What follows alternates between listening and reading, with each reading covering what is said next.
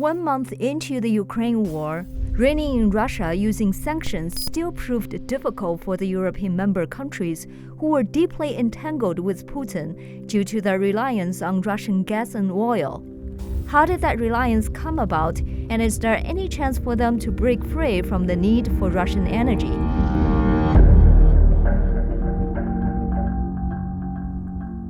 The current European dependence on Russian oil began decades ago, during the Reagan era and with the promise of a pipeline. That Soviet pipeline traverses the landscape between Serbia and Germany and brings with it much-needed gas imports that, according to a March 1981 CIA memo, were needed to offset likely declines in oil supplies for the 6 European countries in question. They also argued that related equipment sales by West European firms would create thousands of jobs and billions of dollars in business. Despite those positives, the CIA warned of some serious risks in creating this type of infrastructure with the Soviet Union. In their memo titled USSR Western Europe, Implications of the Serbia to Europe Gas Pipeline, they found that such a pipeline would provide the Soviet one additional pressure point they could use as a part of a broader diplomatic offensive to persuade the Western Europeans to accept their viewpoint on East-West issues. Citing as an example an attempt to undermine European willingness to act in concert with the U.S. on economic sanctions against the Soviets or on security issues. They also cite a potential for natural gas weapon, stating that the likelihood is strong that the Soviets will attempt subtle exploitation of the developing natural gas relationship, and warning that the effects of that pressure would depend on West European and NATO cohesion and will and progress over the next few years by Western Europe in installing insurance in the form of strategic reserves and fuel substitution capability. A bitter dispute followed. Reagan vehemently opposed the pipeline and issued sanctions preventing American corporations from participating in the construction and operation of that pipeline.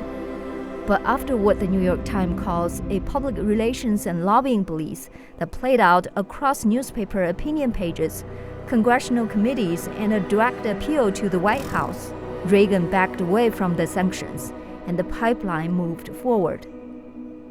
In the decades since, 2 more pipelines, the Nord Stream and Nord Stream 2, have been added, both running under the Baltic Sea and taking gas from the Russian coast to Germany.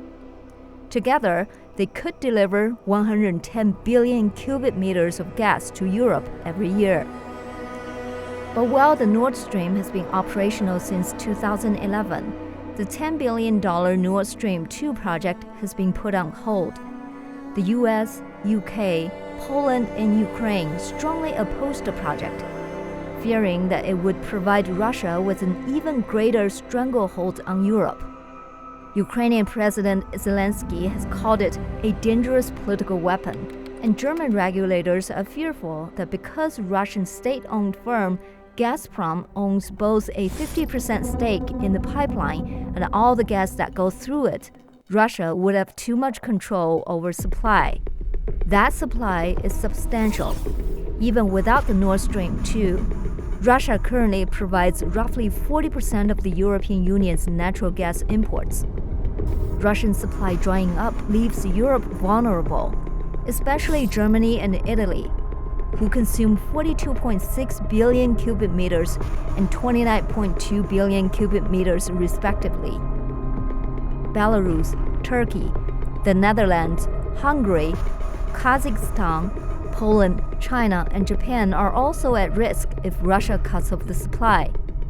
And Russia has a history of tinkering with the supply when they feel politically justified in doing so. The Soviets cut off oil supply to Yugoslavia in 1948, to Israel in 1956, and to China in the early and mid-1960s. More recently and more notably, Russia cut off gas supplies to the European region in the 2009 diplomatic dispute with Ukraine. According to the New York Times, they left tens of thousands of homes without heat, and more than a dozen people froze to death, mainly in Poland, before Russia reopened its pipelines. The risks the CIA warned us of in 1981 are just as real today, and we are just as unprepared for them. The EU had proposed a plan to end reliance on Russian oil by 2030, but now, 8 years ahead of that date, finds itself scrambling to find alternatives in order to end their participation in the funding of the attack on Ukraine. The US has committed at least 15 billion cubic meters to Europe in the remainder of 2022, along with its commitment to making sure the family in Europe can get through this winter and the next, while we're building the infrastructure for a diversified, resilient, and clean energy future, as Biden said in a recent statement at the U.S. Chief of Mission residence in Brussels.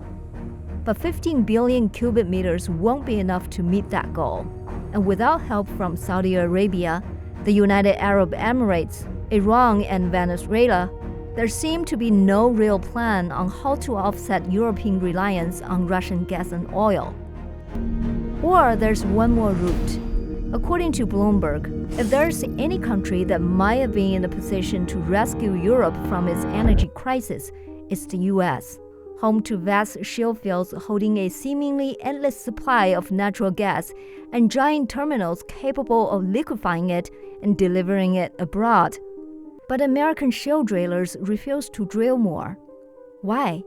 We'll explain in our next video.